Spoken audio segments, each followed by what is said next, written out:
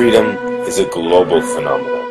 The world will not taste freedom until there is no one nation, not even one person, who remains in slavery. By declaring their independence, the countries of the Caucasus united their destiny with the future of other free nations. The Soviet dictator Stalin is finally dead. However, the hypocritical system created by him is still in power. This system will continue to confront the world realities. When the truth confronts the lie and the right confronts the wrong, the latter always fails. No doubt that one day the truth will shine, and the governments that adhere to the principles of the United Nations, human rights, and freedom will prevail in this struggle. These shining lights of freedom will rise up like sun rises from the horizon and enlighten our motherland that has suffered for many years under the red evil. Have no doubt about this. Fellow citizens, I would like to send greetings from us, the people in exile, deprived of our motherland, who carry the three-colored freedom flag on our hearts every day, to you, the brothers who live under oppression, deprived of freedom, who live with the great desire of independence. I also want to pay my respect to the people who died for Azerbaijani freedom on May 28th, and finish my speech with a small poem, which depicts our biggest dream of a united and independent Azerbaijan. As long as we are alive, we love you with our hearts and souls. Long live Azerbaijan!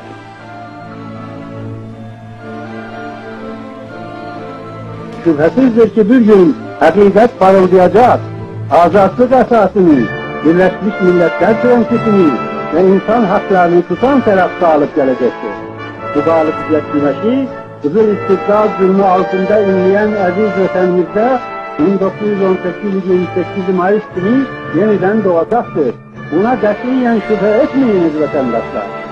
Üç renkli İstiqlal bayrağını göçlerinde gezdiren buradaki vatan ayrısı bizlerden, orada hercü ve korku ve tezgik altında kalpleri istiklal eşliğiyle çırpınan azatlık ayrısı sizlere candan selamlar gönderir. 28 Mayıs İstiklal kurbanlarının aziz ruhları huzurunda hürmetle eğilir ve her iki tarafı birleştiren dini değil hasreti şairin deyişiyle dile getirilen sen bizimsen, durdukça bedende can, yaşa, yaşa, çok yaşa, ey şanlı Azerbaycan.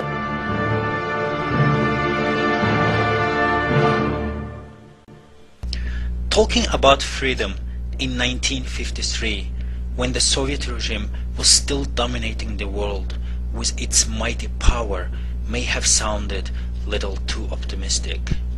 But nowadays, no one has a single doubt that every word expressed by the founding father in his speech was very true. Listening to this word of truth from Mehmet Emin Rasulzadeh inspired every patriot Azerbaijani to stand up for their rights and continue struggle for freedom. But it wasn't until 35 years later, in 1991, when Azerbaijan was able to gain freedom again.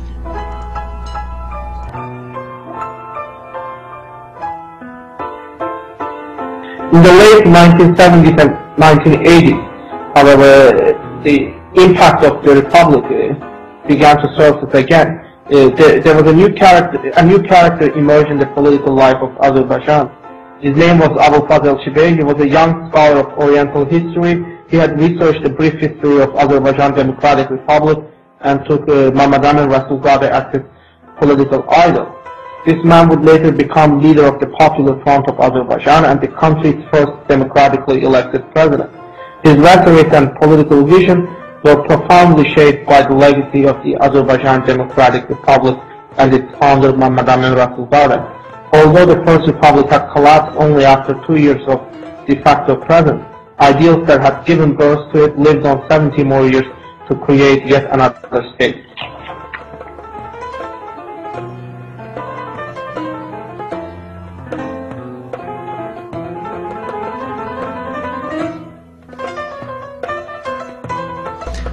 After the second independence in 1991, Azerbaijanis started learning history and the legacy of the first Azerbaijanian Democratic Republic.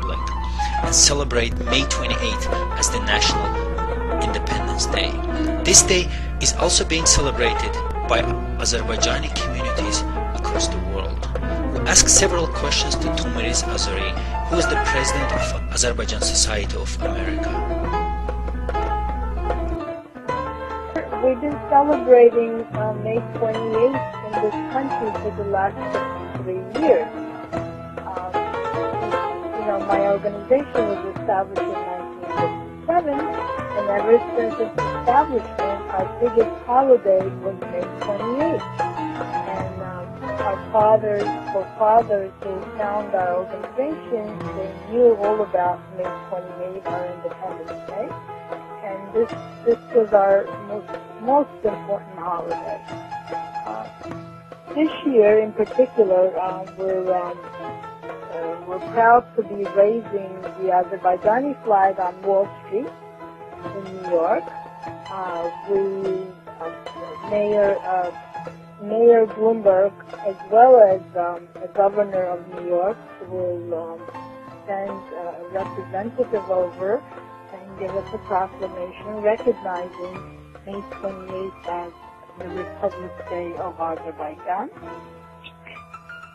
Exciting thing to see a huge, big Azerbaijani flag being raised in the middle of New York in financial center, which thousands of people pass through to see it.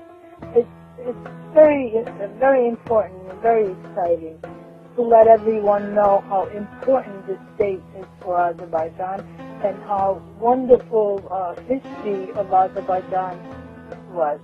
We've been carrying an Azerbaijani flag everywhere. It's not just on, raising it. We've been carrying it. I remember people asking me, whose flag is it? And when I say it's Azerbaijan, and nobody knew of Azerbaijan. And growing up here, most of us, we took that flag everywhere to our schools. Even when our teachers used to say there is no country as Azerbaijan on the world map, and we knew there was Azerbaijan on the world map. We carried it here in the United States.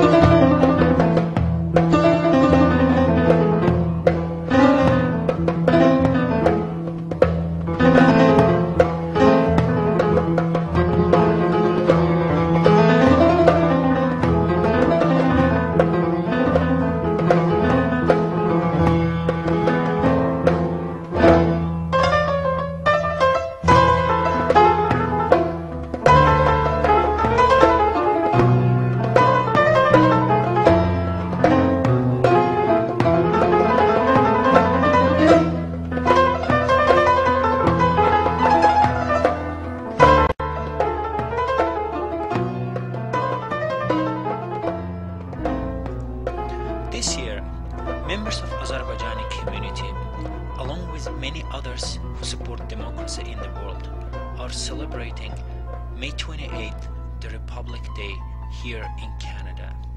The members of Ontario Legislative Assembly, Dr. Riza Moridi and Tony Ruprecht, will be hosting a flag-raising ceremony at the South Ground of the Ontario Parliament on Monday, May 31st at noon.